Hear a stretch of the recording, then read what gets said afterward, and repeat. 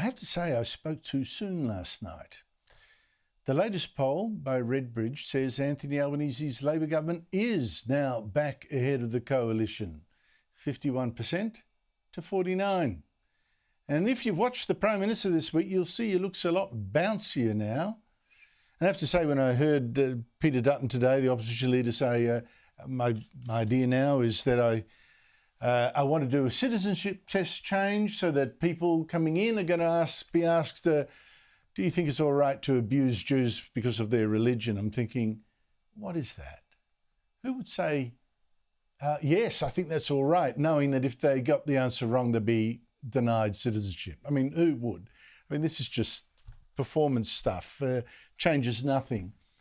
Anyway, joining me is the political panel, Cameron Milner, former Chief of Staff to Labor leader Bill Shorten, and now Director of GXO Strategies, and Michael Costa, former New South Wales Labor Treasurer. Cameron, what has happened to the Liberals where, you know, it seemed for a while every single poll, the Labor was going down and their vote was going up, and then they hit the lead and now they aren't in the lead? What's happened? Well, very simply, Andrew, they're not talking about the number one issue of concern to voters. And the number one issue, which we've talked about on this program many times, is cost of living. There's cost of living in the polls, and then there's daylight for voters' concerns. So while Peter Dutton's off talking about RICO laws and the CFMEU and deportations and citizenship tests, voters are crushed by Albanese's cost of living pressure, aren't hearing the message from Peter Dutton he's going to provide any relief. So it's a little surprise the polls have slid sideways for Peter Dutton, and Albo looks like he's back in the race, because Peter Dutton needs to get back and put the pressure on Albanese around cost of living pressures singly. That's the one primary focus he needs to have, Andrew, from here until polling day, and that's what will return the polls to where they were only a few weeks ago. What's your take, Michael? Well, look, I'm not surprised by these polls. It was always going to be a close election. And really, it's only sort of people with a hackneyed analysis suffering from sort of, Trump Messiah syndrome that thought that somehow there was this wave going to come and, this was going to be like the USA. It's not going to be like the USA. It is about cost of living. And Dutton's really dropping the ball on this. I mean, the fact of the matter is he needs to focus, as Cameron said, and as I've said on many occasions, and you have as well, on cost of living. That's the only issue that's there. He needs to use the budget as a reset. I'm sort of worried about Angus Taylor. I don't know why he doesn't accept the challenge of taking on Chalmers. Maybe he feels he's not up to it, but he really does need to get out there. And they need to announce policies like, bracket creep, tax indexation, stuff that's meaningful. They also need to announce something that's meaningful in terms of energy. I mean, I support nuclear energy, but that's a decades away policy. It's not going to solve the problems in the short term. They need to talk about what's going to happen with the power station, the coal-fired power stations. We see Victoria has decided to fund one to keep it going. I mean, the coalition ought to jump on this sort of stuff and say it's going to leave coal-fired power stations, put a cap on, price increases and those sorts of things to get back to the real issues, or it will lose. But I still think Albanese will be a minority government. You mentioned Angus Taylor, the shadow treasurer.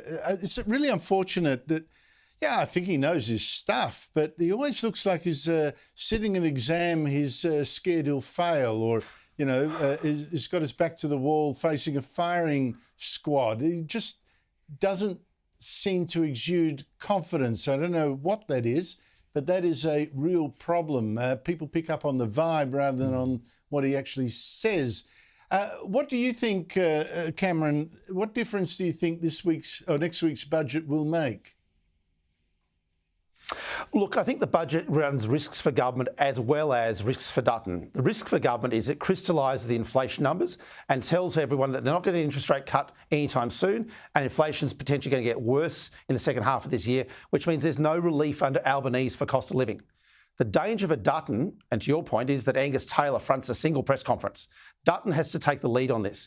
Dutton has to attack the budget around the cost of living, around the lived experience of the last 3 years, where people are worse off under Albanese, far worse off under Albanese after the last 3 years. It's lines like that that Dutton needs post-budget to attack, because I think we're going to go to the polls within days of this budget. Andrew? Michael, I also wonder whether one thing dragging down the Liberal vote by association, distance association, is the Donald Trump effect. I know a lot of fans of Donald Trump. There's a lot that he does that I'm fans of. I like the war on woke that he's doing. But I have to say that the vote for left-wing parties or left-wing governments that stand up to him around the world, they seem to be increasing. Canada's government suddenly, it looked like turkeys for Christmas, suddenly up in the polls. Keith Starmer up in the polls. In Macron in France, suddenly looking like he's the big guy that'll help lead the free world. And Albanese as well. Do you think it's having an effect? Look, I think it's probably having an effect in Canada because they're neighbours and they're going to be dramatically affected by what Trump's proposing in terms of tariffs. I mean, we're only marginally affected. I still think this is back to cost of living. And the problem is, this is where I agree and disagree with Cameron. You can talk about cost of living and you're worse off, than you were 3 years ago.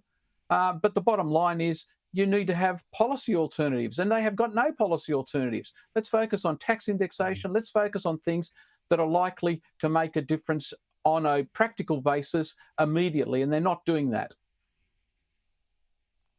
Have you got any policy ideas in your kit bag, Cameron, that you could offer as a gesture of goodwill from a Labor man to the coalition? Well, I think at the end of the day, Michael's right. I mean, income tax is such a huge proportion of the federal budget now. It makes a meaningful difference to people's ability to deal with the cost of living crisis they're living through. So I think Michael's 100% right. Anyone who comes to the party first with a sensible and costed income tax plan, which cuts the cost of tax for Australians, will win the next federal election.